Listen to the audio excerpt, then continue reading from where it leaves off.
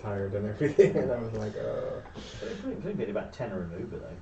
I don't know. I had to make the account and put the app on still.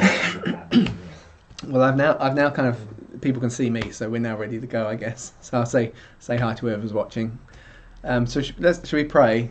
Yes. You'll discover, Mark, it is a little bit of a kind of performance to camera when we do these, but hopefully the information is interesting and kind of interesting. That's the good thing. So, Father, we just we give this evening to you. And I suppose I kind of say it so often, but it is so true. Even in just pulling kind of the facts together for these evenings, I always find it encourages my spirit and reminds me of things that I knew but I'd forgotten, or things that new colour that you add in as you're doing it again. And so, Jesus, whatever kind of knowledge we already bring to tonight, Lord, I pray that you just inspire us and excite us as we see the new possibilities in you. In Jesus' name. Amen. Amen. So I have to, as I say, normally I don't have to think about this, so I will probably just leave it on the mixed screen. Not that you can see it up there, but down there I can see. So people watching can see both me and the presentation. So we, as I said, we've been kind of working through the major prophets. We come to Daniel. Daniel is one of those incredible books, and we're all very aware. It similar to Ezekiel, but then in even more so, because we kind of watch. There's also, as we've gone through the major prophets, there's been kind of a developing agenda. So from Isaiah, who's acting, when we first meet him, he's very much in the cast or the role of the older style prophets who are within the court of the king. They're giving political advice in a kind of day-by-day process, and they're kind of delivering those things. And in that context, because big world events are starting to happen, Isaiah starts to suddenly kind of find a prophetic voice that goes way beyond himself and what should you do tomorrow. So remember, we looked at how the first part of Isaiah, it's all very the next couple of years, and so on. Then second part of Isaiah, he's prophesying to 70 odd years ahead of him, 50 or so years ahead of him. And then in the last prophecies of Isaiah, he's looking 100 years or so or more into the future. And so there's a kind of a crescendoing or growing prophetic vision, which is not the case prior to then. And then Jeremiah comes in within that context and starts to fill out a huge amount of prophetic data within this middle moment, and starts to prepare the people of God for the shock, which is going to be a huge kind of psychological blow to them as they lose Jerusalem and they lose the temple. And Jeremiah is very much, if you like, part of the preparation for that. And then as we got onto Ezekiel, who then starts to prophesy in exile and has this radical vision of how God is not actually restricted to Jerusalem and restricted to the temple, but he's actually he's going to abandon that to be with his people. And that even though they're in all parts of the world now, they're being spread out all over the place, that kind of God is with them. It's changing this schedule. And Ezekiel is prophesying during a period when Daniel is growing up. So Daniel is there, but Daniel comes from the royal families. He's not a priest like Ezekiel is, but he's one of the royal children who was taken in the first wave of the exile, and as a kind of a hostage situation to be trained as a Babylonian but keep control from a distance. And as he kind of grows through life, of course, a lot of his core visions seem to happen later, but we have some early incidents as he's kind of within the royal courts of Babylon and so on. And he's wonderfully, I put the little thing in the first slide here. So Nebuchadnezzar appoints him as the chief of the chart makers, magi, master astrologers and soothsayers. If you actually look that verse up, I think it's in Daniel 5, most translations will have a different set of words, and that's partly because there's a kind of a string of these esoteric types of roles, and people just kind of work them out, what's the best English translation in different ways. But you get the idea that on a day-by-day level, Daniel has exhibited over the years quite remarkable divine favour, the supernatural, his friends, as we know, coming through the fire, and his ability to interpret visions from a very young age. He gets a reputation with that, and he moves from leader to leader and constantly is at the top of the game. And so he eventually ends up, which is kind of I always think it's really important to see the connection between Daniel and the magi who come in Jesus' birth. Not least of the fact that about half of the book of Daniel is actually written in Babylonian Aramaic. So as we read it, half of it is in Hebrew and half of it is in the Aramaic, which was being spoken by Jews in Babylon at the time, but Aramaic kind of blends over the centuries, and so sometimes people talk about Aramaic spoken by Jesus, but that would be a much more Hebraized form, first century Aramaic. But it was the language that spread out from Babylon and mixed with the kind of other local languages, and so there is a kind of it's not classical ancient Babylonian, but it is the Babylonian of the general people of Babylon, and it's the only book in the Bible that is therefore written in that language, because we get, although it's similar to the kind of Aramaic that would have been spoken by people in Galilee in Jesus' day, it's not identical. But anyway, it's just one of those little things. So before we get into the kind of the prophetic flow and see how Daniel starts kind of adding those layers to our understanding of what's going to come with Jesus, it's kind of interesting just to think about the structure. I always like to see these things. I know some people find them really boring, but to actually kind of see there is this. There's what you find a lot in ancient Hebrew writing, and you actually find woven into the synoptic gospels. It's always useful to notice chiasms are where you kind of have a set of you kind of parallel the message you're saying, but you build it with a statement, and then another statement, and a third statement, and then the third statement you either repeat or it's just there in the middle. But then you kind of almost repeat the one you said before, and then you repeat the one before that. So I'll show you what I mean.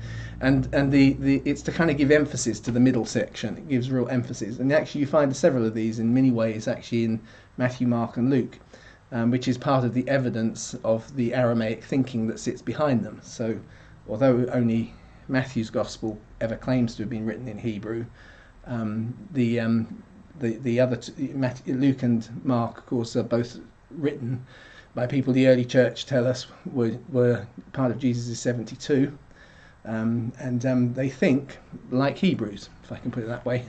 So they, even though they've written in Greek, they actually write using this kind of structure. So in the book of Daniel, the first 7 chapters, what you find is there's a kind of a broad flow that kind of creates a centre, which is to do with judgment of earthly kingdoms. So I'll show you on the next slide, you'll see it more clearly, but I just want to kind of get the kind of the two halves. And then the second half of the book. And the second half of the book is the bit that's written in Hebrew. The first half predominantly, except for chapter 1, is written in Babylonian Aramaic. And so that big chunk sits there. And actually it's kind of interesting because if you look at the prophecies, the first chunk are relevant whether you're Jewish or whether you're just secular. If you say.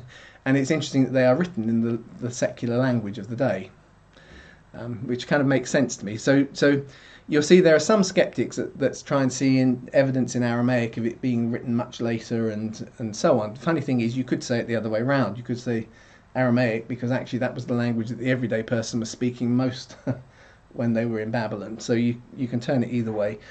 But I think the difference in language is probably that, which is in the first, if you like, suite of statements are more generic for world history, and then the second suite of statements are about world history, but they are much more focused on the Hebrew idea of the coming Messiah and the restoration of Israel and so on. And so, if you like, from a thematic point of view, you could see why the two were kind of noted down in different. In those different languages. So the second one, as I say, is a kind of simpler one. It's surrounded with this post-Babylonian history, and in the middle of it, you get the restoration of God's people to receive the Messiah. So if we look at the first bit, the way it goes, because we'll know this, if you know the book of Daniel, chapter 1 is a kind of an introduction. It's the current exile, and that is written in Hebrew. And we move on then to chapter 2, and we get Nebuchadnezzar's dream, and he sees the statue and the rock, if you remember. Statue made out of different metals, and then a rock comes out, it's cut out without hands, and so on. And that, if you like, kind of mirrors at the end, Daniel has a vision, which is also about these different kingdoms, because the statue, it turns out, are 4 empires who are coming, do you remember as he interprets it? And towards the end of this section, Daniel has another vision where he sees 4 beasts who are kind of go to war with the Son of Man, the Ancient of Days, who is being represented by the Son of Man, who is kind of in some sort of kind of standoff or in aggressively. And so you have it thematically, the 2 prophecies kind of mirror each other. And we're going to see very often when we stop and we think about trying to unravel the history of what happens in Daniel's prophecies, we normally just kind of pull chapter 2 and we stick it with chapter 7, because one does lead very naturally to the other. But actually it's broken up in the middle, and so in the middle you then kind of have, there's a legal conflict. Part of the reason I put it that way was just simply to make it fit on one line. But what I mean by that is that, but it's interesting to put it this way, is that the law of the land, the secular law of the land, ends up being in conflict with the law of God. So in chapter 3, they're all supposed to bow down and worship the statue, but of course they can't do that in good conscience. This is of course very relevant because it always happens when a secular state looks to hold a multicultural group together. Because once it starts to try and hold a multicultural group together, it puts things in, if you like, which are about what is the source of authority if it's not your local God, if I can put it that way. Well, in the end, it has to be our legal system. So it's almost inevitable that you will end up with a legal system that excludes God because it's having to be put in because you haven't got a God who becomes, if you like, the centre that holds your culture together. And Babylon is having this problem as they try and hold lots of different groups together. So we actually then impose, if you like, a secular religion. And you look at it in North Korea, where everyone's supposed to effectively, they are worshipping Kim Jong-il and Kim Jong-un. You put something in that the people are now supposed to worship, in theory, is different and that they can all agree on. But of course, for those who really it matters to, they can't. And so that thing just kind of repeats itself right the way through history. But we find it starting here in Babylon. So that legal conflict, they're supposed to worship the image, but they don't. So Shadrach, Meshach, and Abednego get rescued from the consequences of not being able to live, which is really useful to see that. And that, of course, then kind of, if you like, reflects or parallels towards the end of that section in chapter 6. Later, much later, Daniel's an old man. The same thing happens again, this time with the Medo-Persian Empire. This time they're all supposed to they're not supposed to pray to any gods except, I can't remember the details now, is it? And they notice him praying every day to the gods of Jerusalem, or the God of Jerusalem. And so he gets thrown in the lion's den and he gets rescued. So you've got you've got the statues. So if you see the kind of parallel, so the statues which are about the empires and the rock that's going to undermine them, paralleled with the 4 beasts who are kind of antagonistically relationship to the Son of Man, who is representing the Ancient of Days.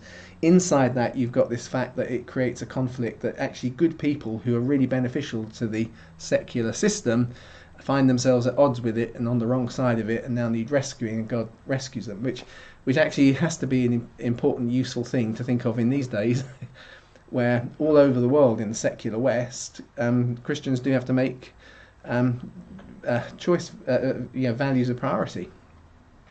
Increasing areas of life where we are told that the right thing that you have to do. So just thinking as we go into the I noticed an article just on this current World Cup about the American player who's not in the team, because she wouldn't wear a gay pride T-shirt, so she was excluded from the team. She's very honest, saying this is a matter of my conscience, and I'm not got no I don't hate, don't want to dislike anybody, but I'm not actually supporting it.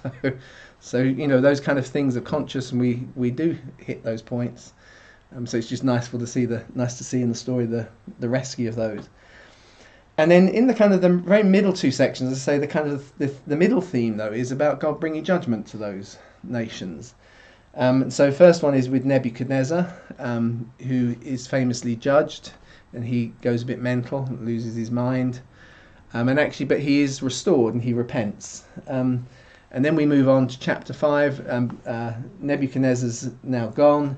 His son Belshazzar, which sounds very similar to Daniel's, we'll think about that in a minute, Daniel's Babylonian name, but Belshazzar is Nebuchadnezzar's son, And Belshazzar takes the vessels that were taken from the temple and is just using for a drinking party. Remember, and the hand appears, and Daniel interprets it. There's judgment in it, and that night he dies, and that's the end of the Babylonian Empire, because now it gets ceded to the Medo-Persian Empire.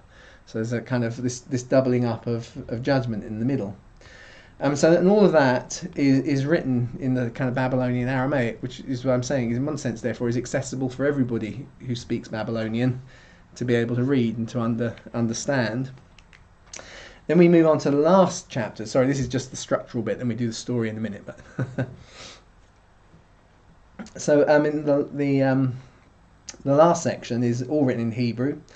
It's timescale wise, it overlaps with the first section, so it's not purely, if you like, we got there. It's kind of there's this middle section which is the moving from the Babylonian to Persian Empire that kind of matches the end of the one section and the beginning of the new. So in chapter 8 there's a kind of a clarifying vision that Daniel has about these kingdoms that to come, which he's already seen, he's already experienced them, and they have actually probably framed in many ways his political life, as he's taken as a young man to be trained, and he's worked through a big chunk of his life, and so he's in that system, and God kind of speaks to him, and Daniel's able to understand it because he understands the mechanisms of state, and so he can see the world in a way which, if you like, someone like Amos, who is a shepherd from a very poor pastoral area, is never going to really understand the world. But God is able to kind of convey a message to him because of the position he's in, the training he's had, and so on. And so he gets this kind of clarifying vision of what's going to come. And in chapter 9, I've broken chapter 9 into two sections, double it up. It kind of starts with a hope for return to exile. And so Daniel is kind of, he suddenly realizes that they're near the end of the period that Jeremiah said they were going to suffer for their sins. And it's getting very close to the end, and so he starts to pray about it. And so there's, if you like, there's a hope about the return from exile. That's how it comes in. And the fruit of that is he then has that vision of the angel Gabriel, the only time outside of the Gospels that Gabriel appears and is named, has the vision of Gabriel, who gives him a message that actually spins all the way down and actually completes not just with the Messiah but also the destruction of the second temple, which is all in that final prophecy which we'll look at this evening a bit later. And then chapters 10 to 12, although it's quite long, is a kind of a series of clarifying visions of the future kings. So we get a little bit more how many Persians there are going to be and so on. So he adds more and more detail. Now, that mix of these different prophecies about the nations, there's so much detail in them because we've seen it's revisited 4 times from the first time.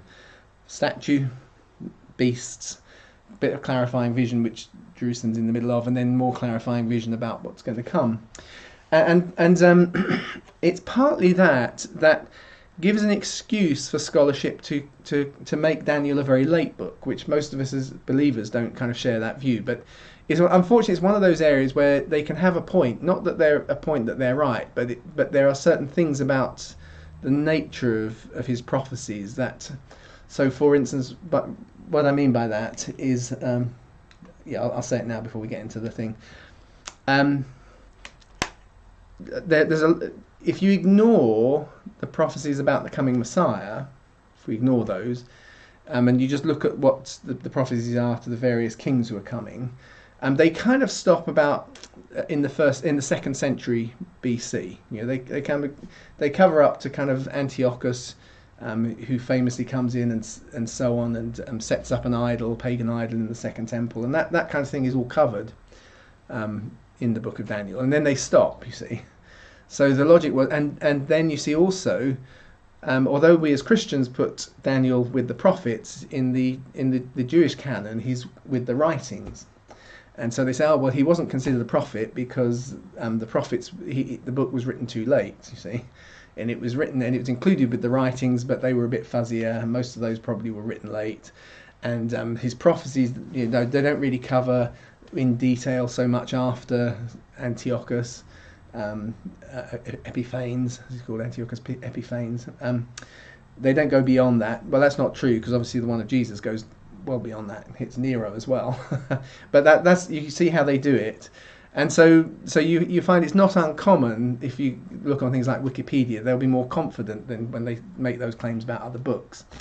The flip side, which they often ignore totally, is that there are details which now, because only about a third of, less than that, sorry, very small percentage of Babylon has ever actually been excavated. And as we excavate it, there are things we're now finding that we find hints of in the book of Daniel. Which would imply to you that the person who wrote it actually saw the things.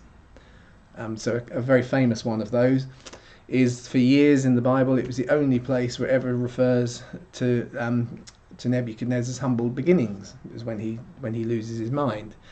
There was no reference to that anywhere, but now a little history was uncovered, and it turns out his dad was a foot soldier, so he didn't come from a noble family. So little things like that kind of occasionally creep in that you have to explain back the other way. But just to kind of explain, it's one of those that almost we take it's in terms of faith, because we don't have the problems with faith with the prophecy that the secular world has.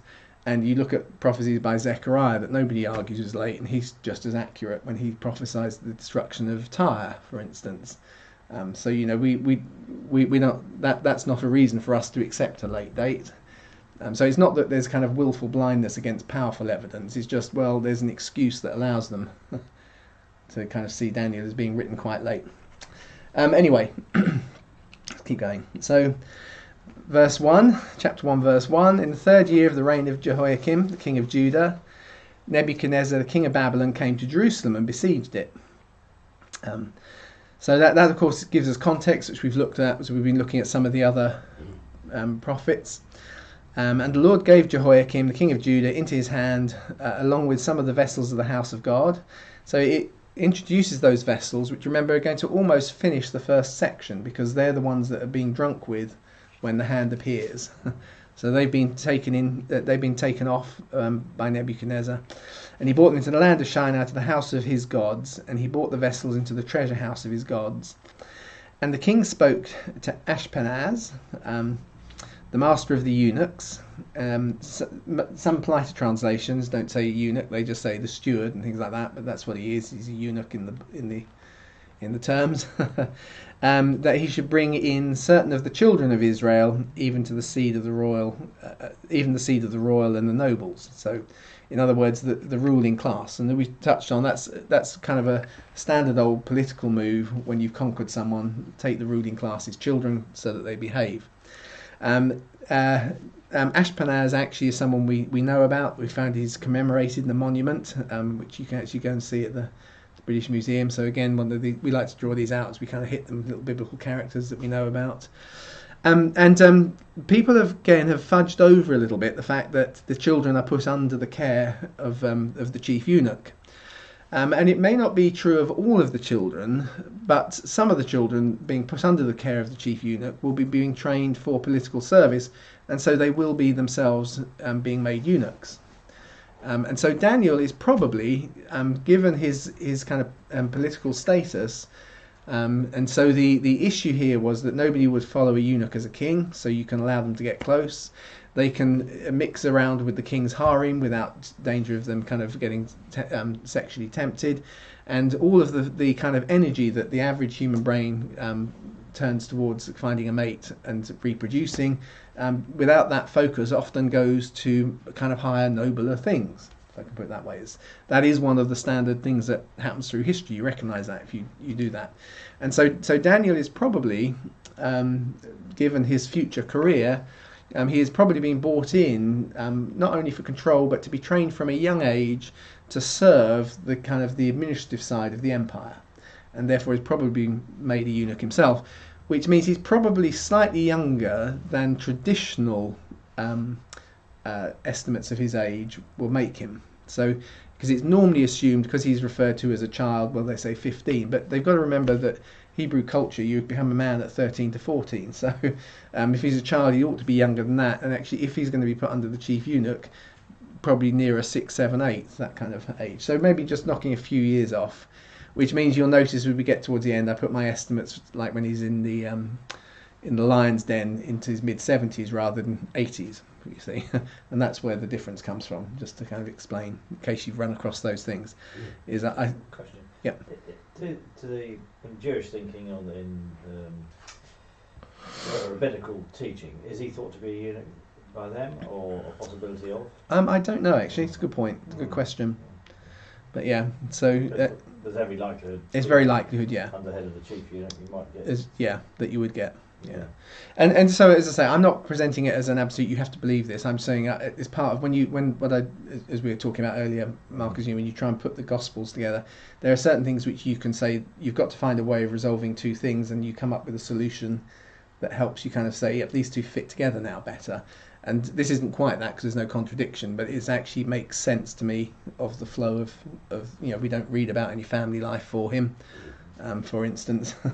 I was just thinking if there's a Hebrew genealogy, if he's mentioned in any of the genealogy, so if he isn't, then he isn't the offspring, unless he's adopted. So. Yeah, that's true. Mm-hmm. So we don't know whose son. It might tell us whose son he is, but he doesn't seem to have any children anyway. So yeah. So that whole, sorry, let's go back. Where am I doing this? So that whole passage there in 1 Daniel, of course, is fulfilling the prophecy, which actually we had from Isaiah, but we don't read it in the book of Isaiah. We read it in 2 Kings, which probably means that Jeremiah recorded it for us, as we've looked at that before. So Isaiah said to Hezekiah, "Hear the word of Yahweh. Behold, the days come that all that is in your house and that which your fathers have laid up in store to this day shall be carried to Babylon, and nothing shall be left you, says Yahweh. They shall take away your sons, who shall issue from you, whom you shall father, and they shall be eunuchs in the palace of the king of Babylon." So it's probably a fulfilment of that prophecy, if you see. Yeah. So there it's not just under the eunuch, it's actually this is what's happening to them. You see that? So thinking just about the kind of the time period that Daniel covers, because it helps as we put the history into it. So in the 3rd year of Jehoiakim, king of Judah, okay, that's easy, the date. So, sorry, that's my computer complaining about something. Which makes it 605, which is when Nebuchadnezzar carries off the first wave of deportees. Which probably means Daniel's born if he's 6 to somewhere between 6 and 10. So yeah, I put my estimate then he's born sort of 615 to 610 BC. And we know that at the end of that chapter we're told Daniel survived to the 1st year of King Cyrus. We actually find he has a prophecy from the 3rd year of King Cyrus. So, but the 1st year of Cyrus is a very important year in the Jewish mindset, because it's at the end of that 1st year that Cyrus issues his famous decree to allow them to go back to Jerusalem and to start kind of gathering again around the temple. Although they don't actually start to build it, the decree is at the end of that 1st year. So at the end of this chapter, it's kind of he's there at the very beginning. You stop and think about this, when they were first taken into exile. And he is there at that final year, and he's right the way through that year, and so therefore his kind of whole life frames the judgment period. Is that making sense? And as we're going to see, actually that makes sense, as we'll find. But I put there the actual end, because towards the end of the book, Daniel 10, he has a prophecy in the 3rd year of Cyrus. So he doesn't die in that year, but that year is an important year, and it shows that Daniel's covered the whole period. So Daniel and his friend, it's just interesting to see their names, because Daniel is God's. It can either mean God's judge or God judges me, and I like that. That's a really interesting kind of tension. It's just the way that names work, because we've touched on this before. We often have a preferred way. Things like Abram, does that mean lifted up father or great father? Or does it mean lifted up by the Father, you see? Because you put the parts together, but you don't have some of the other elements of grammar. So you can't tell which way round they're supposed to be understood, but they join the ideas together. So Daniel either means God's judge or God judges me. And Daniel, in that sense, because if you think about it, he is both of those things. He pronounces, if you like, kind of judgment on the nations that are coming. Not in the kind of instant to be executed today, but actually how God sees them. So he's kind of being that judge from God. But equally, his life, as we've just seen, carries the period of judgment that Jeremiah has said they're going to have to suffer because of their sins. So you kind of prophetically, his name kind of reflects both. He's got three friends, of course. We know them better normally by their Babylonian names.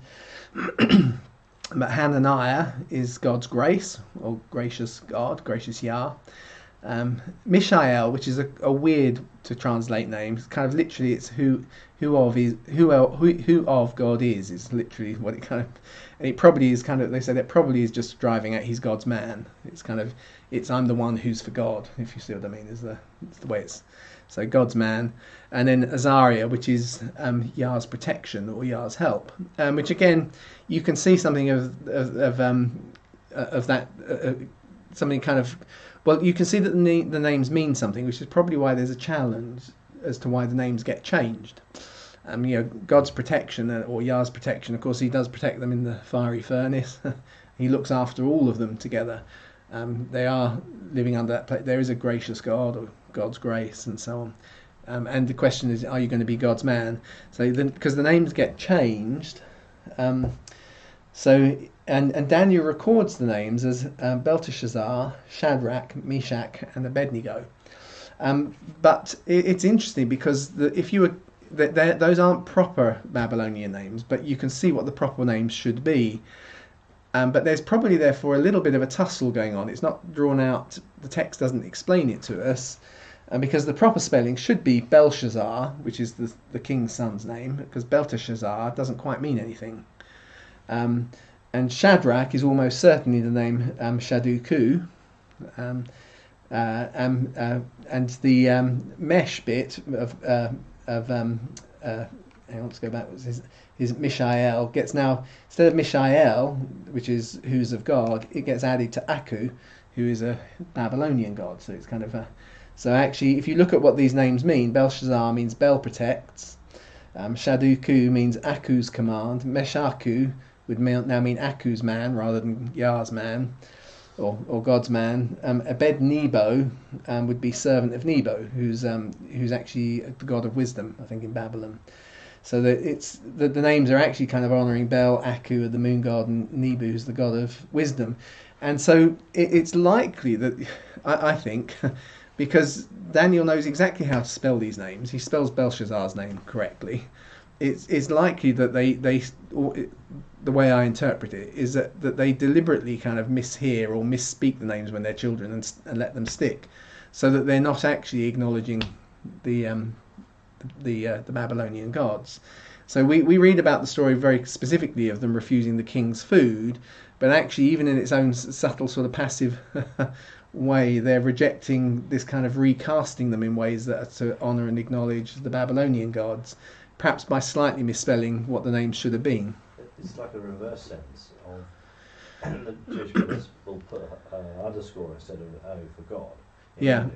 Okay. So this is like a reverse sense of that mentality. Yeah. So that they'll allow a misspelling because it's like holding your fingers around your Yeah, that's right. Yeah. Here they deliberately misspell so that it doesn't actually. So it's actually, but it's the reverse of what the Jewish God now. Yeah. By missing out. And as I say, in one sense, I'm speculating, but I'm just kind of just highlighting. Well, that fits. So it fits with it fits that mentality. It does, yeah. It fits with that kind of mentality, and it kind of fits within the flow of the story, which is from a young age. They're in one sense having something of the Babylonian kind of way of life, including all of its mystical and pagan deities foisted on them, and they're just sort of passively resisting them.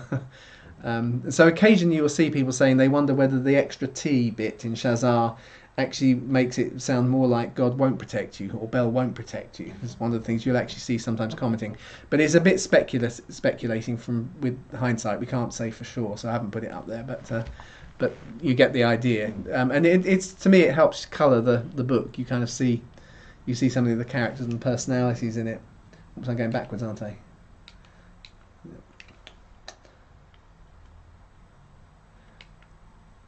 I'm going the wrong way, sorry. Okay.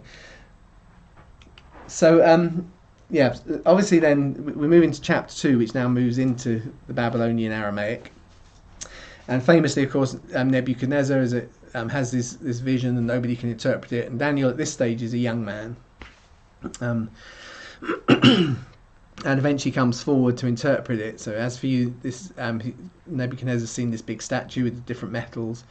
Its head was fine gold, its breast and arms of silver, its belly and thighs of brass, legs of iron, its feet were part iron and part clay.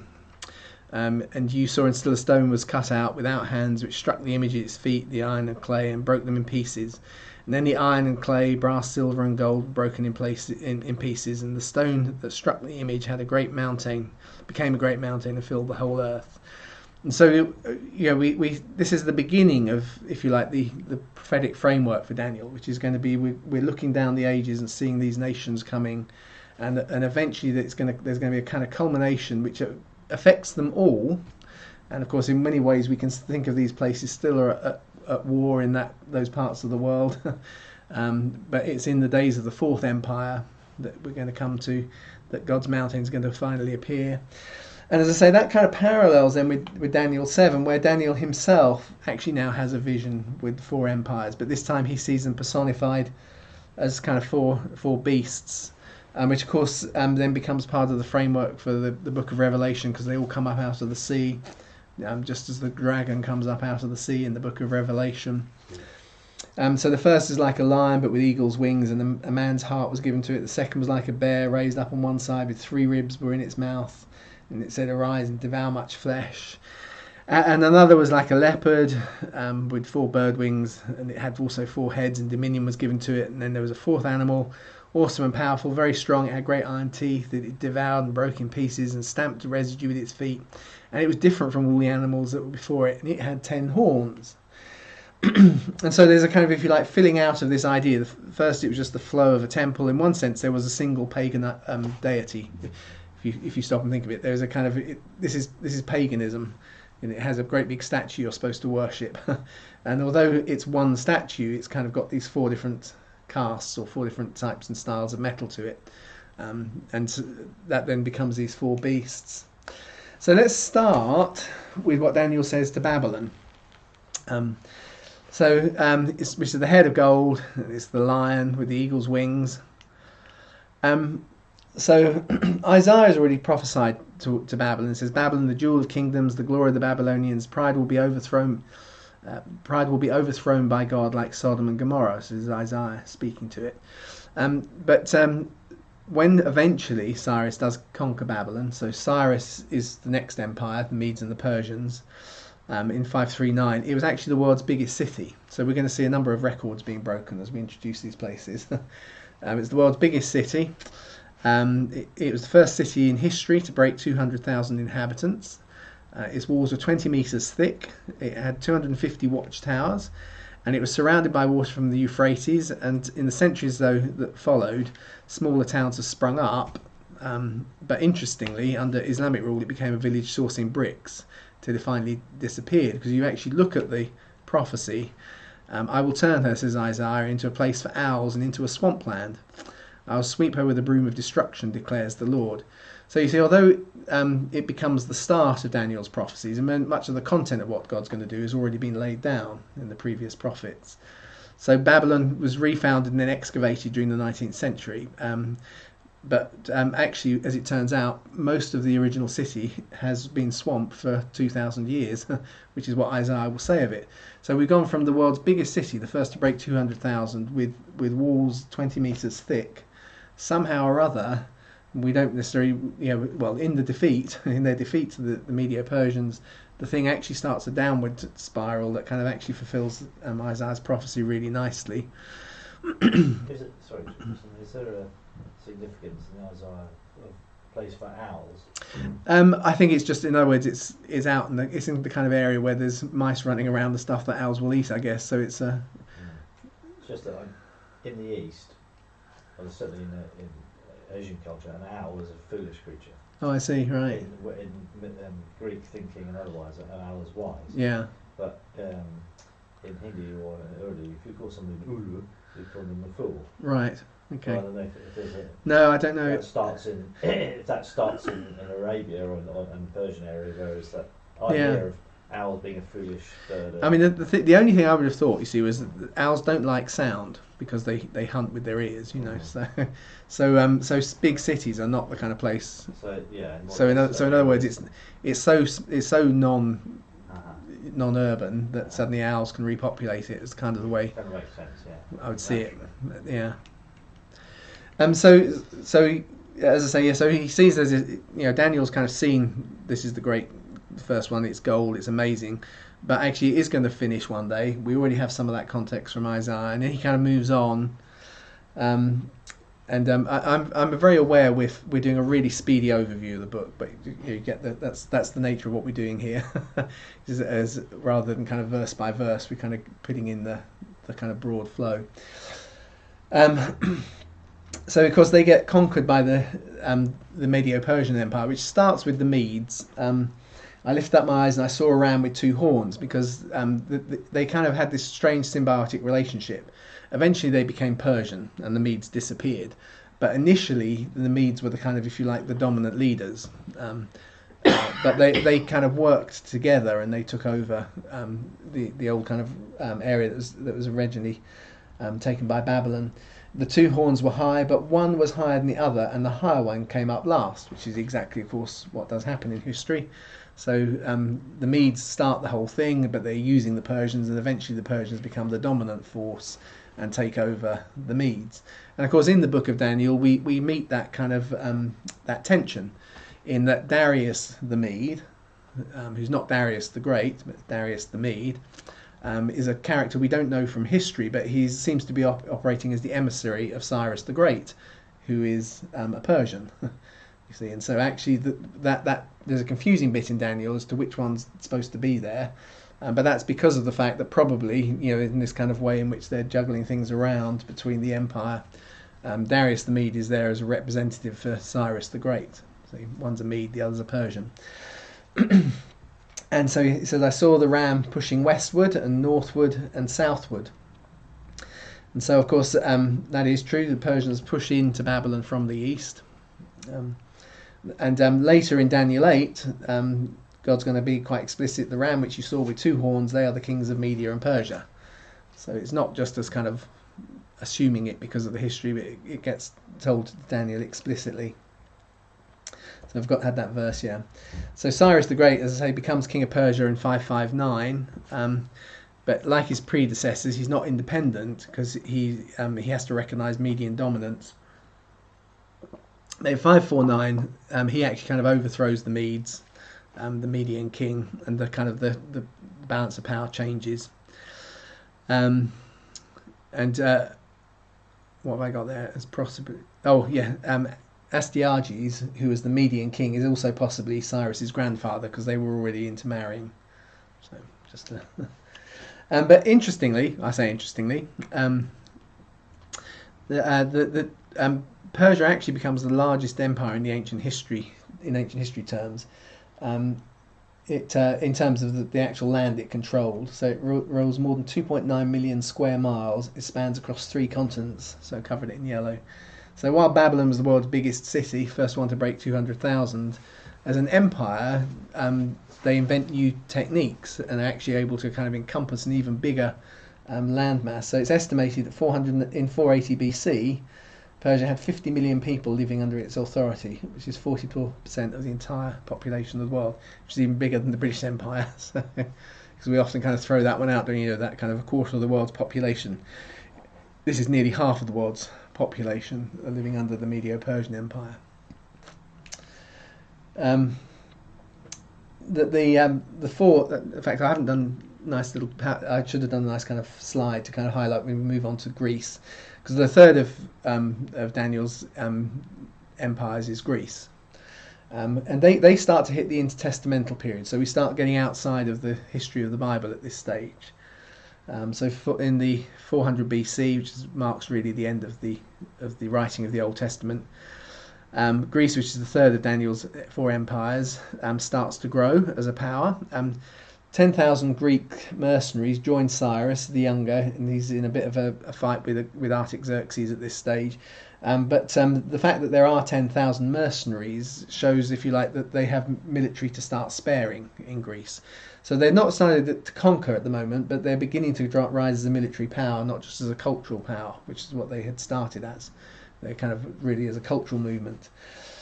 And one of those mercenaries is just interestingly to kind of notice, because he's a guy called Xenophon, who we have a text from about this expedition. And he also famously becomes Socrates, one of Socrates' disciples. So we know a fair bit of the history from there. So we move into the 4th century. Socrates gets condemned to death, who, as we remember seeing, was one of his soldiers, one of the Greek soldiers, Greek mercenaries, was one of his disciples. He comments the world would probably kill a perfect man if there ever was one, which was strangely prophetic. Although, as I often point out, he only said that because he'd just been condemned to death. So but it's still true. But Artaxerxes III does become ruler of Persia. Meanwhile, Philip II becomes king of Macedonia in Greece. Because it's under Philip of Macedonia that they start to exercise their kind of military power. So in 338, Philip conquers and then unites Greece. Meanwhile, in Europe, Rome is just beginning. They're going to become the 4th empire. They're beginning to consolidate several territories under Roman rule, under the city rule. So they've been a city-state, and they're starting to take on external territories within Italy and Europe. So this is all happening just as the Old Testament is finishing. As we're going to think about that because it's prophesied by Daniel, as when the sealing up of Scripture happens. This is this kind of key period. We've got the second of his empires are in control. The third is suddenly beginning to bloom and is about to take control, and we're just seeing the beginnings of the birth of the 4th one. So, of course, Philip's son Alexander has a quite remarkable career. He becomes king of Greece in 336. He conquers Persia, Phoenicia, and Egypt. And his campaign fulfills prophecies that are also, as we saw he was predicted in Ezekiel, and also he's in Zechariah, which we haven't done yet, but we will look at. You find that actually Alexander's reign or his military campaigns fulfill some of those things. We won't re-go over it, but for those that were here, you remember Zechariah's prophecy about your king coming humble on a donkey is actually cast around him seeing Alexander riding, because he describes the route that Alexander takes as he goes up to Jerusalem. But initially he comes with war, but God turns him and he actually ends up offering a sacrifice in the temple. And because he is shown that he is prophesied, interestingly, what the history tells us. So they showed him that he was prophesied already, and so instead of destroying the city, he offers a sacrifice and leaves. And that becomes part of the framework for, behold, your king comes humble riding on a donkey prophecy. And of course, part of the Daniel prophecy is at those times the God of heaven will establish a kingdom that will never be destroyed. It will be established forever. So it's at those times, and all of these kingdoms need to be in play, and it's at towards the end of the 4th. So all of these things in different ways still exist at that time. And this stone that you saw cut out from a mountain, but not by human hands, which is a prediction really of the kingdom of God. It comes under, I say really, it is under Jesus. And I saw in the visions of the night coming out of the clouds, this is now picking up the later vision that he has, coming out of the clouds of heaven, one who is like a son of man. And interestingly, the word man there is not Adam. It's the Enosh word. So he's a son of Enosh, which means mortal. He's a mortal man, which I always think is worth spotting because it actually puts an implication of death on this one. So he's not just the son of man as in son of Adam. He is mortal in his nature, because in the end he is going to die on behalf of our sins. He is going to go through death. So he's the son of Enosh. To him was given authority and a glory and a kingdom, because he's now gone through death. And all the peoples and nations and languages served him. But his authority is an eternal authority. It won't pass away, and his kingdom will be one that won't be destroyed. So that's all there in that kind of first wave of kind of prophecies. In many ways, the bit that we're most interested in, because we're doing this with a Jesus-centered focus, appears in the second set. But they provide, if you like, the framework for what Isaiah is going to bring. Not Isaiah, what Daniel is going to bring. So this second section, which you've seen this one already, just reminding you, the second set, which is now written in Hebrew, Daniel's going to have these clarifying visions over some of what he's seen already. And he's going to be at that point where he starts to hope for a return for the exile. He's then going to have a vision of the Messiah and future conflict over the temple. and then he's going to have some more visions of future kings, and then he's seeing a final resurrection, which is how the book of Daniel finishes. So his really big vision, as I say, it's where he starts meditating. So it's in the 5th year of Darius, in the 1st year of Darius. I, Daniel, understood by the books of the numbers of the years which the word of Yahweh came to Jeremiah the prophet for the accomplishing of the desolations of Jerusalem, even 70 years. So the first year at the end of Cyrus is 539, is when he takes over Babylon and finally becomes the first, the emperor of the whole world. So 539, and his famous decree is 538, it's the end of that first year. So it's during that year when it's first happened. And if you stop and think about it, that's 66 years since Daniel was deported. Okay, and as we said, what Jeremiah has told them as he's gone and sat and worked it all out is you're going to be in exile for 70 years. And so obviously you can imagine he's sitting there because he's just told us, I sat there and I worked it all out. And I thought, do you know what? That was when I got deported. This is how old I am. You get the thing. It's all getting pretty darn close. So what's going to happen? Now within a year there's going to be a decree, but that doesn't necessarily mean, because actually a decree going out takes a while in a big empire, and before people start to cooperate. We don't know exactly when the first elders started to arrive, but it was a rabble. It wasn't a kind of precise moment. We think of Ezra, he actually comes much later. But initially, a handful of Jews start to get the idea that they could go back to Jerusalem, you see. So presumably that's where the full 70 comes from. But at that point, he starts praying. And as he's praying, he then has this incredible vision. Annoyingly, I should put a slide in to kind of give you the context. Because if you I know at least Howard was there, and it might have been you as well, John, when we were doing the Christmas sessions. Yeah. And we saw how actually the context for when Daniel sees Gabriel is exactly the same as when Zechariah sees Gabriel at the beginning of the Gospel of Luke, which is it's the time of the evening offering, and it's the same time of year and so on. Where are we? Let's find it here, so this is the kind of context. And while I was still speaking in prayer, the man Gabriel, whom I had seen in his vision previously, came into me in my extreme weariness about the time of the evening offering. So it's the same time that Zechariah sees him.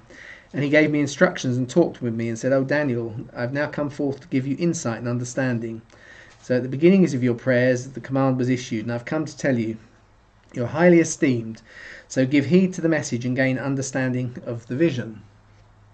So, of course, Daniel's had this lifetime of visions, and he's now praying again. And in this context, we get a prophetic word that, as much as the critics would want to say Daniel can't have been written when it said it was because it got too many prophecies right, the most specific one is one that we know existed way before Jesus came. So, all of that criticism doesn't really work because it doesn't excuse this one, as we'll stop and see.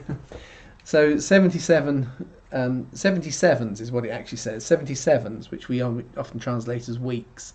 But the word 7, of course, is Sabbath. So 70 Sabbaths are determined for your people and for your holy city.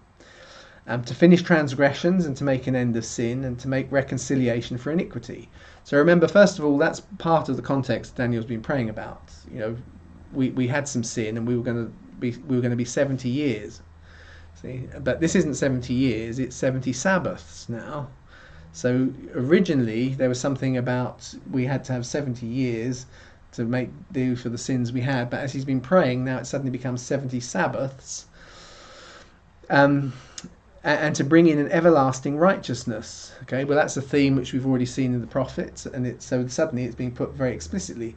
So this 70 lots of Sabbaths is about that, all of that prophecy about everlasting righteousness, and to seal up the vision and prophecy, and to anoint the most holy, or the holy of holies, but it's the words most holy, to anoint the most holy. And it goes on. So if you break that down. So there's a period of time that's laid out, which is 77s, or 70 Sabbaths. Sabbath year cycles are 7 years long. So we've done, most of everyone here will be aware. So really what he's saying is 490 years. 70 lots of Sabbath cycles equates to 490 years. And in that period, so starting off, in that period, sin is going to get dealt with. An eternal righteousness is going to be achieved. Prophecy will have been fulfilled. And the most holy will have been anointed. The most holy place or the most holy thing will have been anointed.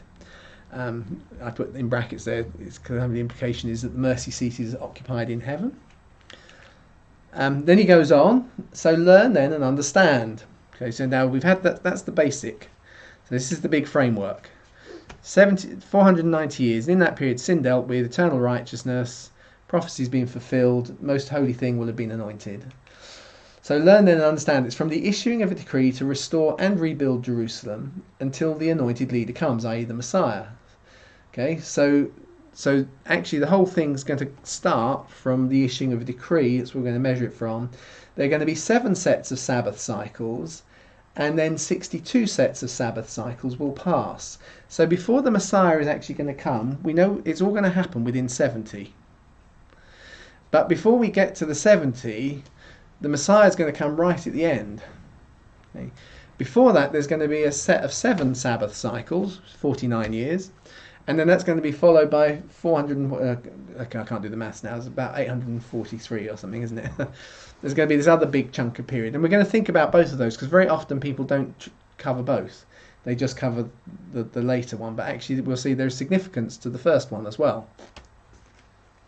Although an awful lot of people like a solution to this that doesn't have any point to the first set of years. But I like it that it does, if that makes sense.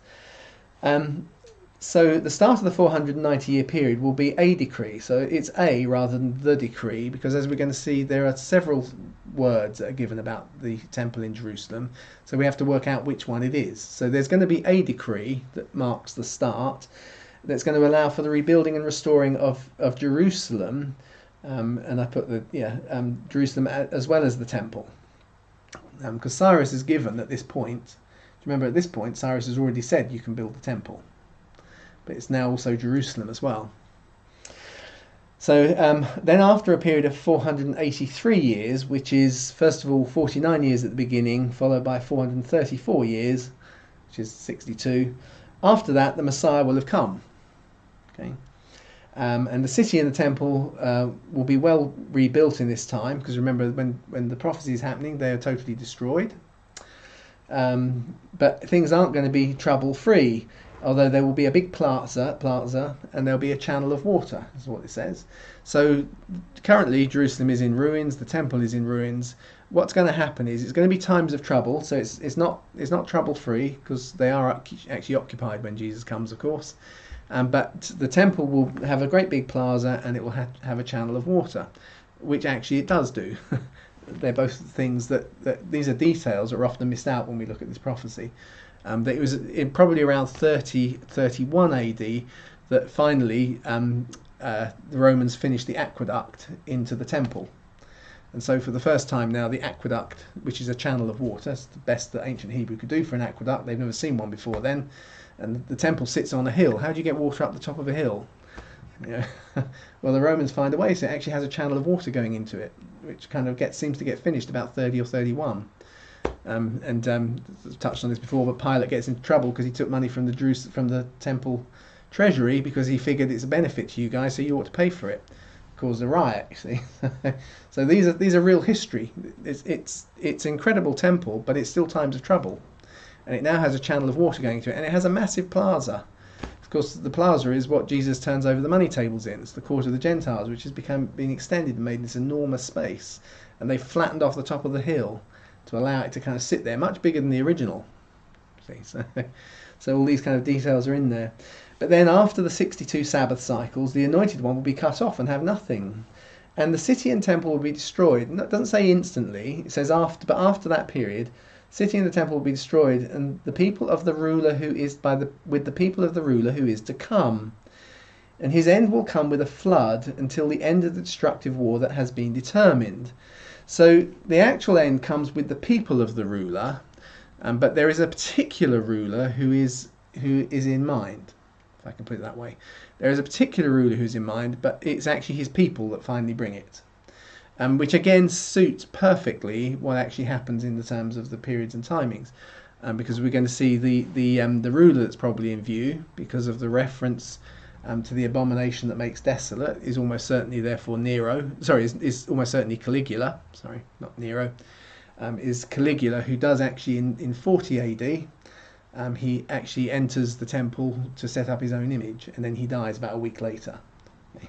But he actually does exactly what Daniel is talking about when he talks about the abomination that makes desolate, setting up his own image, a pagan image within the temple. Okay. And although Caligula went to the temple of Jerusalem. Yeah. So yeah. So anyway, but as we kind of pull the things together, so after that second period, 483 years, it's going to come after an edict, but before the full period of 490 years have been completed, the Messiah is going to be cut off. And after all this, the people of another ruler are going to come and they're going to destroy the city and the temple, and this will happen after a destructive war, and this is all inevitable. Okay, so what I've done with putting both the text and the description is to try and show none of my description doesn't match the text. You could maybe spin it slightly different ways, but everything I'm saying fits what the text says.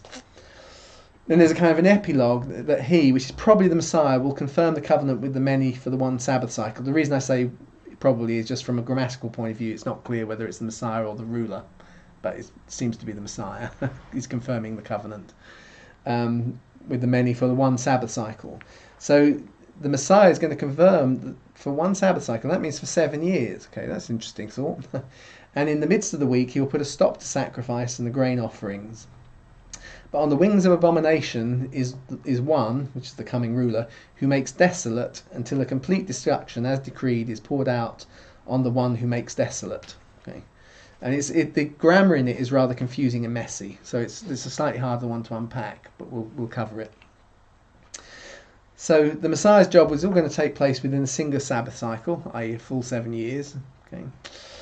During the same period, one who's going to make desolate, the ruler to come, has come in, and presumably into the temple under the protection of a wing that defiles, and the destruction will be completed as it is decreed through the ruler, though the ruler to come will also be destroyed. Now this is a little bit where it gets a little bit more symbolic, but we will see it all does happen. So just kind of covering the history. Cyrus conquers Babylon, and a year later he issues his famous decree, which releases the Jews to return to Judea and to restore the temple, but doesn't specifically, although the Bible says what a great benefit he was, that's because Isaiah has prophesied him to the Jews. We've actually have a copy of this edict, which is why I got a photo of it. It doesn't specifically mention the Jews. It actually allows everybody to return to their old religious centres and to restore their own religious buildings. Now that's fine, you understand that from the biblical point of view, they don't really care about everybody else. It's a decree that allows them to do it, so it's the way it works. From a historical point of view, it's one of his big innovations, which has allowed him to have a far more disparate multicultural kind of base than the Babylonians did, was because he relaxed and allowed, if you like, people to kind of re-establish their own religious practices. So it's just nice that we actually have a copy of it. So it makes reference to the restoration of peoples and cult centres, although it doesn't specifically mention Jerusalem and the Jews, but they're obviously in there. Oops. Just running kind of through then the history. He's succeeded by Darius the Great. He's succeeded by succeeded when he dies by Cambyses, his son. There's a period at the end of his reign where there's a bit of confusion, and there's someone with the great name of False Smerdis who tries to take the throne. So I don't know much about him, but he's succeeded by Darius the Great, who then comes and restates Cyrus's decree. So there's been this kind of general word, and Cyrus has always been the one that Isaiah said would do this, and so we remember that, but he makes it a little bit kind of harder and more specific, which kind of prompts Haggai and Zechariah to kind of head on back. This is around 522 now to 486, and they get there, and actually therefore restarts on the temple. So although the edict has been given, nobody seems to have really kind of set off, and the work really doesn't start till 522. But In that 70-year period, you could kind of see if a couple of years after the people are starting to slowly kind of move there, the exile is now well and truly ended in the 70 years, exactly as said.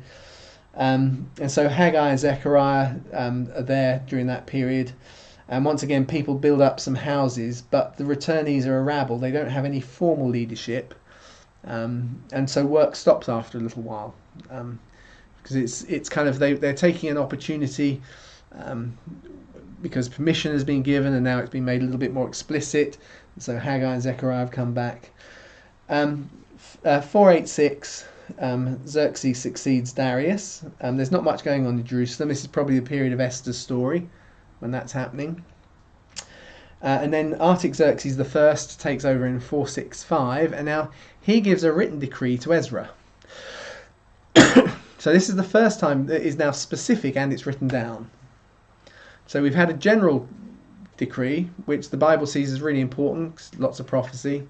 That was made a little bit more explicit, which is, it meant a little bit of work has happened, but it's stopped, it's not really got there. Now Ezra receives a written decree, and interestingly, although we don't have the text of that decree, it must include the city as well.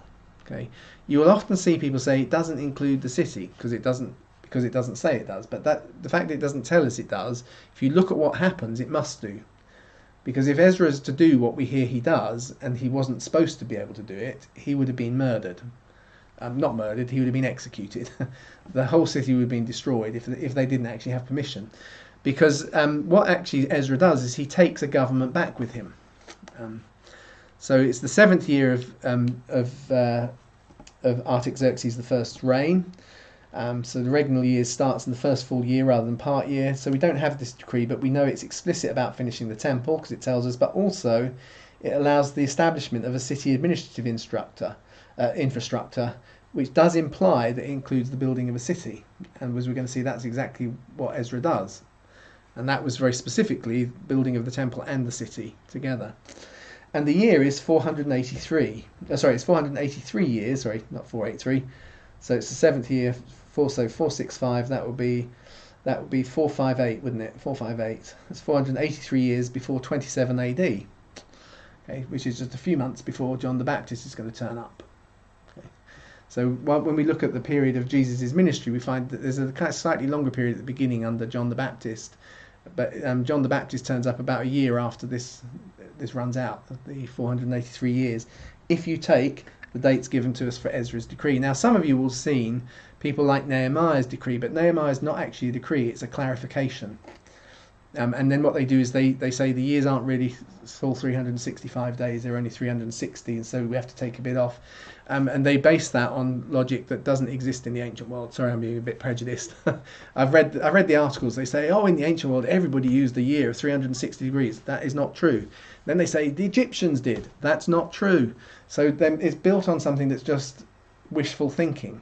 Is it because there's other dates given for Artaxerxes' degree? I've got one noted here of 444 BC. But that would be that 444 is where they take, that's Nehemiah's clarification. Because I've got little note in Nehemiah's 2:1-8. Yeah. So that's the Nehemiah clarification. Not the third one. No, that's the clarification, which a lot of people like, but to make it fit, you have to shorten the year, and the logic for shortening the year, which is based on Revelation. But then they try and read it back and say that because in the ancient world people had 360 day years, which isn't true. They often quote Egypt, and that is not true. It was Egypt had two calendars. One was 365 and a third days long, and the other was 365 and something else. It's These are lunar calendars, aren't they? And one was lunar and one was solar. So they had two calendars, and the reason why they say it is because there were 360 normal days for work days, and because they knew they had to get a few in at the end, they had a 5-day holiday, which was like a special 5-day month. So what they're doing is they're saying, they only had 360 days in their year because they've taken all the holidays out. Does that make sense? So, but that isn't the way people lived. That's not the way. Babylonian calendar we're talking about. Oh, this has been given in Babylon, not in Egypt, anyway. Yes, I'm saying. Yeah. So you're referring to the Babylonian calendar at the moment. Yes, if you're saying here in the Babylonian calendar, which was also a lunar calendar. Because I don't know the date I got, I have no idea what calendar they're talking about. So Well, I made a note, but I didn't know. The reason people like it is because if you do that, all of that Gets extra to the 30th of shortening. March AD 33. 33, yeah. And so they like it to be the very week that Jesus turns up in Jerusalem, which is nice, but you've done an awful lot of fudging, whereas this is just nice and plain and simple. Does that make sense? Okay. It's just taking a usual definition of a year without being too clever about it. It's taking a usual definition of what is a very major event if you look in Israel's history, the turning up of Ezra. Nehemiah is seen as a subnote to Ezra. Nehemiah kind of comes within Ezra's story, if that makes sense. So really, and the only thing, while it doesn't explicitly say it, Ezra comes back with all of the people who can re-establish a government. He brings all of the officials back. Zerubbabel, Shealtiel, do you remember the names? You remember those names? These are the governing people. He brings the priesthood back, Josiah the priest. They all come back to set up new government. So because the city is now being re-established, not just the cult centre, you see. So, if we go on, Artaxerxes, people start to rebuild the city, which we read about in Ezra 4:12. But then what happens is that adversaries write to complain about the building work, which is probably happens during 456 to 454 BC. And it just so happens that we also know from secular history there's a major rebellion happening against Artaxerxes in another province at this stage. So at a time where he's having to deal up in the north with kind of a rebellion going on, he gets a letter saying they're rebuilding the city and they don't say they're not allowed to. They say, don't you realise what a troublesome city this is? So the letter is actually saying you're dealing with trouble and this is a troublesome city. Why are you letting them do it? And so he sends a temporary stop. So just to kind of emphasise, what we know of Artaxerxes, if they had been doing that illegally and he'd been having hassles with people, he would have marched his army, as soon as he'd finished up in the north, he would have marched them straight down there and destroyed all the work they were doing. Does that make sense? But the thing was, they did have permission. That was the point. It wasn't that they were doing something they weren't allowed to do. It was what was being challenged is they're doing something which may not be smart. Maybe you should change your mind. And so he puts that temporary stop on, which then gets revoked by another decree which he gives to Nehemiah, which gives us the 444 BC, which is the bit that you've seen, yeah. So Artaxerxes' first decree is a decree that covers both the city and the temple. The clarification to Nehemiah tells us explicitly about the city as well in that kind of context, but it must have been included in the first one because of just the way that history is unfolded as they go through it. So as I said, if you kind of put it together, it means the Old Testament treats Cyrus's decree as the kind of the big liberation and the spiritual root of their return from exile. Artaxerxes' decree then in 457 is the executive order to rebuild Jerusalem as a civic centre, so it can start to restand as potentially a mini city state with its own religious system as well. You add your 483 to 490 years to that, to the date of Ezra's decree. It gives you a date range of 27 to 34 AD, during which time the Messiah is suddenly going to appear, and God's going to put a stop to the need for sacrifice, as we're going to see, because there's no year zero. If you do the maths, you think, oh, why is that? It's because there's actually no year zero, so it's actually 27 to 34. So in the middle of that, Messiah is going to come, and then he'll be cut off. So I put that, remember, 49-year period at the start. Actually, if you take Ezra's date, and you take the books of the Old Testament at face value as being written when they say they were written, if I put it that way, then just short of the 49 years, every book of the Old Testament is in the form that we have it today. So if you think about how we get the Old Testament, as we've often done this as we've gone through, it's gone through various revision processes and regathering and recollecting processes. Solomon's temple was a key point for collecting documents from the north that Jeremiah coordinates, as we understand it. Now, when they come back, they're having to rediscover things again. We read about that under the book of Ezra, how they find the old books of the law and they start scribal schools to get them together. And if we look at the point where the Old Testament history finishes, it finishes around the 49 years after they first start to kind of rebuild the city and the temple together. So it seems that first period of 7 years is as it said, that this period I've given you that you can break up is also going to be for the fulfillment of revelation and vision. because from this moment on, we're not going to give you any brand new vision. As we're going to see, there are a few prophets that pop along, but not in a big way for the nation. It's all finished, and that effectively gives us the Old Testament. So the final events and the documents of the Old Testament are now so the sealing up of vision and prophecy has now happened. And interestingly, if you take the Hebrew text, it is one of those places where we do find the name Jesus actually hidden every 26th letter, which is the gematria value of Yahweh. So it's the number that Yahweh adds up to as a name. So here's verse 25 and 26. I'm not going to try and read the Hebrew. Some of those words I can probably pick out, but I have to do it very slowly. But here we go. Oh, of course, it doesn't show up on the screen there. It's written in reverse order, but you can see the rabbis didn't mind that. They don't mind which way it goes. They do it either way. The Ishua. So he's right there in the middle. The reason we often highlight these is, statistically, you'll find the name Jesus on its own, just 4 letters. It will statistically turn up at various number instants. And total, if you take all kind of numbers up to about 50, you'd expect it to turn up about 500 times, and it does in the Old Testament. It's just how interesting, how often it's right in the middle of a really key prophetic verse about the Messiah. So it's one of those kind of subtle. It's a nice thing for us, for those who believe, but it doesn't convince those that don't want to. I can put it that way. So in Daniel, oh yes, Gabriel and the incense offering. There's also a really nice little thing which we touched on before. We've done the birth of Jesus, which is in Daniel. Obviously, Gabriel turns up at the incense offering. In Luke, Gabriel turns up at the incense offering. In Daniel, there's going to be a sign, which in this case is the rebuilding, the edict to rebuild the temple, and then there's going to be 490 years, which is a time frame that's given, in which case the Messiah will have gone into the temple, and he will have appeared. So, in Luke, the sign is Elizabeth's conception. This will be a sign to her conception. 6 months after she conceives, which is about 190 days, Mary has a visit from Gabriel. It says your cousin or your relative is 6 months pregnant. She's running 6 months behind.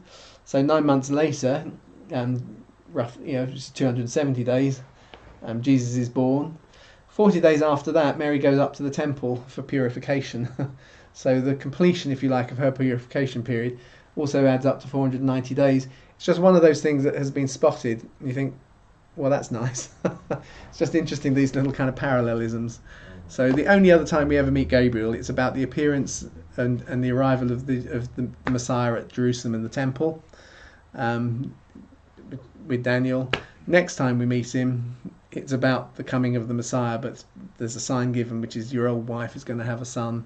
And actually Jesus is taken and Mary purifies herself. He's taken after 7 days, but then they wait in Jerusalem for 40 before they leave, for her to go through her days of purification in the temple. So you just kind of got that interesting sort of parallelism. So we've rushed through this kind of very high level view.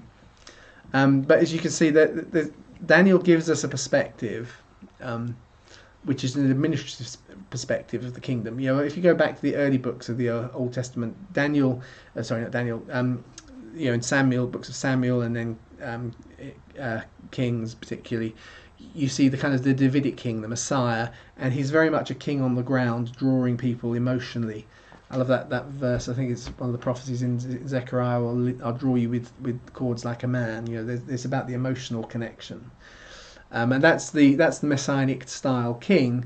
But in Daniel, we also then have a perspective of the ascended Christ, because he starts to look at the administration of the whole globe in a kind of more empire-like way, and actually kind of presents within that context where we're going to see the emergence of these great empires and the ways they have of doing things. But in their days, God's going to carve something out without hands. So in other words, humans haven't had much to do with this. It's not the way humans would think about doing these things, and it will kind of grow now. We tend to have lost some of the perspective, as we have lost, if you like, the idea of a universal church, the Catholic Church. So I'm not making a plea for us all to go back and become Catholic in a structural sense. But as we've lost the structural sense, we sometimes have also lost the visionary sense, if I can put it that way. And I'd say that's true of all of us. We can say, "Oh no, I know it," but we don't feel it in quite the same way. The kind of, if you like, the fact that we really are one people under God.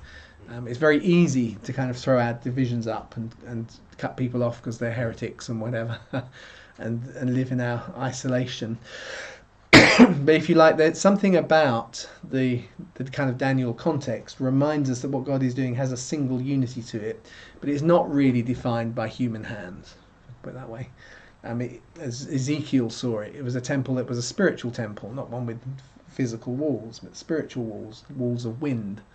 If you remember, when we were looking at his prophecies, and actually from that perspective, there is just one church, which has this alternative, different nature. And all of these kind of all of these regions that we didn't look at them all. We think about the Romans. We didn't touch on today. I do a session looking for Josh and Marcus. You've not done before. We do a thing where we look at the intertestamental period, where you really see how precise some of the prophecies of Daniel is to how how it breaks into. Remember, there are 4 heads on the leopard, and the leopard is Greece. And and basically there are 4 empires that emerge out of the Greek Empire, which become the Hellenized, the Greek style empires, each one led by one of his 4 generals. And then along come the Romans, and they end up getting divided. Of course, the Roman Empire divides into an east and west side, and so on. So all of those kind of things that you find the different layers of, and things like that, the division of Rome into 2.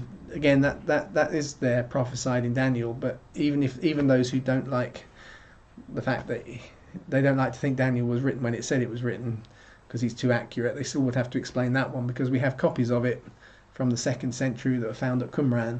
So we know that it has to be at least from the 2nd century BC. So anyway, my hope is, sorry, we've done a bit of a speedy overview, but you kind of get something of the flow, the shape, the structure. We didn't really touch on some of the kind of more fun stories, the fiery furnace and the lions and so on. We only alluded to them, but you have it always feels to me like you have a very real person, but with a very unusual perspective. But he sets a framework which we can look back with hindsight and see how precise it is. And of course, he kind of sets some of the language for understanding the Book of Revelation as well. So does anyone want to ask anything or make any comments? Caligula, I thought he was murdered in Rome.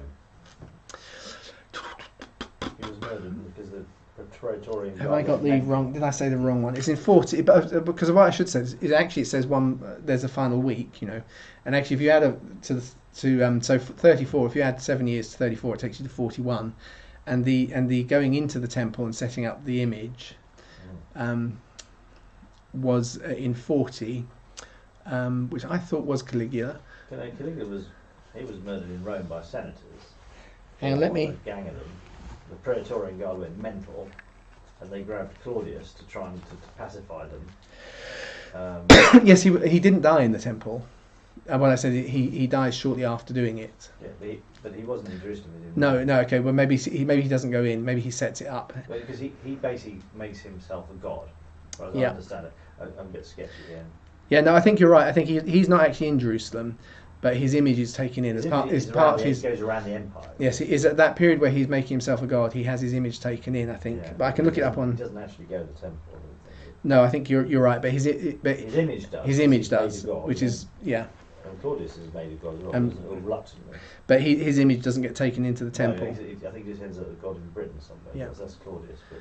And the thing which I didn't touch on because we did it a bit of a rush is it talks about him coming under the wings, and while Jesus is still alive, Pilate has created a riot by first of all going in with the wings and putting them above the temple gate, the Roman signal, and then if you like the fulfillment of that whole process then is when the image of Caligula as a god then gets taken into the temple. So he has first appeared under the protection of his wings, if you like.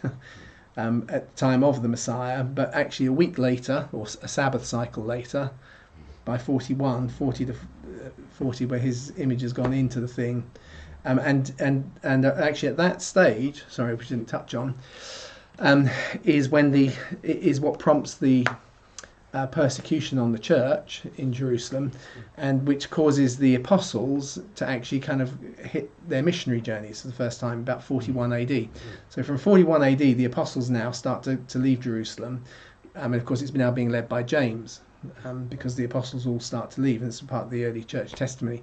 So then the fulfillment of a process that starts in 40 finally happens in 70 AD, 40 years later, when eventually the temple is totally destroyed. But again, that fits the flow of the prophecy in Daniel. It's the people of the person who came in and set up the image, who have finally fought that long protracted war. Trouble has been going on for all of these years. Eventually it comes to a head in 65. 65, Simon, who's leading the church in Jerusalem, who is the son of Cleopas, who's the two of them are the people who meet Jesus on the road to Emmaus. And we're told it's Cleopas. The early church tells us it's Simon, who is the next bishop after James, was his son, was with him. He actually leads people out of Jerusalem, leads the church out of Jerusalem in 65 because of Jesus' prophecy about the destruction of the temple, about the destruction of the city. Because there's a lift in the siege, isn't there, as you're saying? Yeah, so at 65 things start to kind of... Because Titus, they're vying for power, Titus, yeah. And he becomes Vespasian. Yeah, that's right, he does. So that little break allows them to escape. It allows them to escape. And then 670, finally, the whole city gets destroyed. Done, yeah. But because they listen to Jesus' prophecy, the church survives, you see. So it takes that opportunity. So in all of that, in one sense, you can find an embryo in Daniel's prophecy. There are elements for all of it, whether it's the coming in of the Roman insignia, the wings, and then the emperor of that, who tries to set up his image in 40, which is within a week. That final week after, 34 to 41 would be the 7th, 490th year, effectively. It's now complete. And although the city and temple doesn't stop at that point, it's the process that is kicked off at that point, which leads to both the first missionary wave of the early church fathers leaving because of the persecution, and eventually the whole of the Christian church leaves Jerusalem as the temple gets destroyed. So, sorry, they had done that in how long? No, that's not right. Sorry, I just looked. It said 2392. I thought it can't be 11 o'clock, but it's not. That's something else that's ticking there.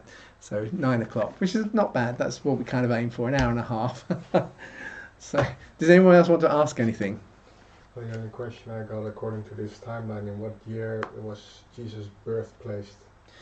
Jesus' birth, I put in 6 AD, 6 BC. So if you online, I've got a series on the history of Jesus' birth, and you find there's a number of different things that all kind of come together at that sort of period. So we kind of cover it from multiple layers. So there's normal consensus that it's between 4 and 6. There are some that want to try and say that that Herod the Great doesn't die until 1 AD, but there's a minority opinion. It's not a strongly held one, but so I go for he does die in 4 BC, and actually the birth of Jesus is actually there's a period of just around a year before he sends for destruction, which is why he looks for children under 2.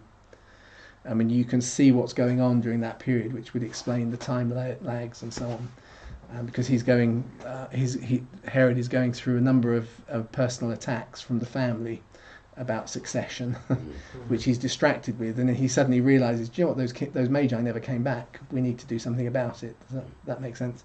You put all of those bits together and you see something around that period. So. Yeah, because then you placed 27 AD, between 27 and 31 AD was the time that Jesus was about to come around. Yes, yeah. So 27 is just before John the Baptist turns up on the scene. And you take off 1 0 year.